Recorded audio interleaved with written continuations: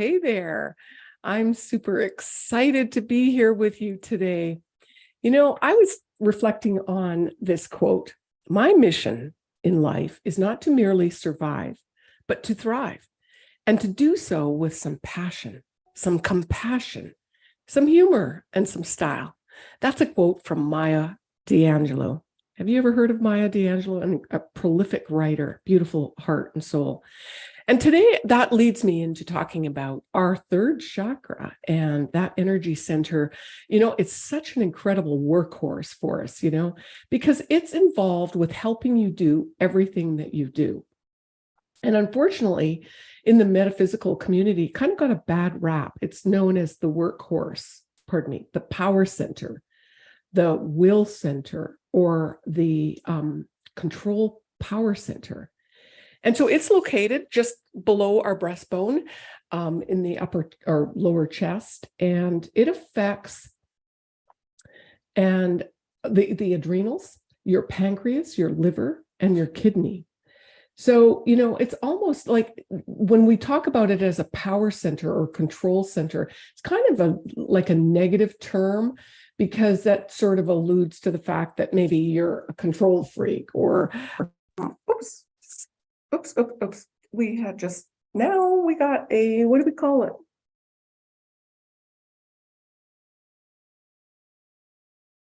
A mirror trying to do too many things at once, trying to control things, right? That's my third chakra. So I'm going to leave it alone, because the real notion of the third chakra is about the power to choose. And I just chose to put that aside and not let it control or dominate my little chat with you. And so, the third chakra, I heard this word years ago. It's called volition, the power to choose. And I like that explanation of the third chakra. The other day I talked about the second chakra and the importance of our emotions, and how we can easily, by projecting them too far out, we get stuck or barraged with other people's emotions. And sometimes we internalize it thinking it's our own. Well, today I'm going to go a little bit further and say that, everything we do and create involves our first chakra, that center to survive. And what do I need in the moment? It goes after trying to get what we need, right? Now, the second chakra is really an active chakra in terms of when we use our volition energy to help those in our world that we feel compassion about, or we feel like we can help them better than they seem to be helping themselves. Well, what happens is that overactive second chakra bleeds into the third chakra. And so you might be out in the world helping people or doing things for others or making things work. Well, what happens is you've literally sucked in all of that foreign energy. You get home and you're just flatlining. You can't make dinner for yourself, or it's too much energy to even, do any dishes or clean up the things that you'd like to do. So we want to keep that third chakra energy flowing, a continual flow into meeting and creating our needs first. And I was talking to one of my clients yesterday, and it's interesting how we put everybody else ahead of ourselves. That algebraic formula, put Amira is greater than, her family, or Sally is greater than the kids. It's not that you're dissing the kids or ignoring the kids. It's just that we need to make sure that our needs are sufficiently met before we take over the needs of others. Just like when we're flying in an airplane, right? The oxygen mask might come down if there's decompression in the cabin. And so they always say, put your own oxygen on first, and then for your kids. So back to my book, Manifesting Miracles 101, the reason why I find working with the chakras is the key and the secret to manifesting what we want and creating more of what we want is when we get into alignment with who and what we are. That's where we don't know what we don't know, right? So these energies that are hiding and lurking in our space block us, and we just just try harder. We do more. We're just doing. But the whole premise of all of this is, how are we being? Okay, so I wanted to read something to you. Having the power to choose. The most common thing is that most people unknowingly or unintentionally choose to apply the power unconsciously. At best, most people use this power in a very shallow, superficial understanding of this treasure that we have, remaining unaware of how and why our every thought, our molds and shapes the impact to varying degrees, and every event and every condition and every circumstance limits your freedom to choose. So all of the programming, all of the hidden belief systems, all of these emotional energies that are blocking your flow to choose are impeding or affecting how and what you create in your life. Oftentimes people get stuck in that victim mode, and that is because there's all of these foreign energies competing with them, and they don't know that that energy is there that's literally corrupting, like I say, the hard drive. When we start to develop our power to choose is right around puberty. And what happens is you notice that kids, we all do, we start to rebel or we push back, right?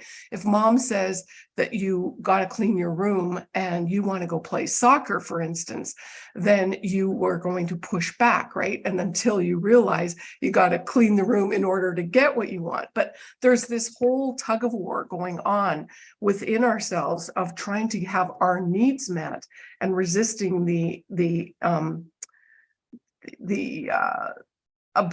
obstruction of everybody else's energy. So that's a normal reaction of us trying to release and release the energies of other people in our life, mostly our parents. Some of us were not so much like that, right? So I think it's kind of interesting how we should really cherish that aspect of rebellion, but realize that we're learning to set boundaries and understand where we start and where we stop. So I just find that's really helpful. One little exercise I'm going to suggest that you consider is, I consider this timeline. I love the timeline. So what you could do is look at a timeline from the time of your birth to present time.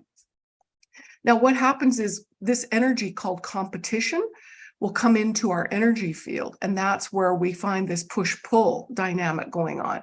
It may even be competition within yourself, like, I got to do better. I've got to get A grades because my dad thinks a B+ isn't good enough, or I've got to do better than my sibling, or it's not good enough. I'm not worthy. I don't deserve it. All of those energies are forms of competition.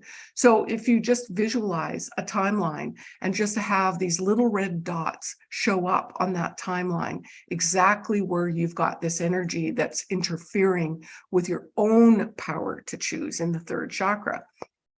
It's a great little exercise. And if you find that your line is all a stream of red lights or a solid red line, just go ahead and just imagine a Pac-Man or an eraser type symbol.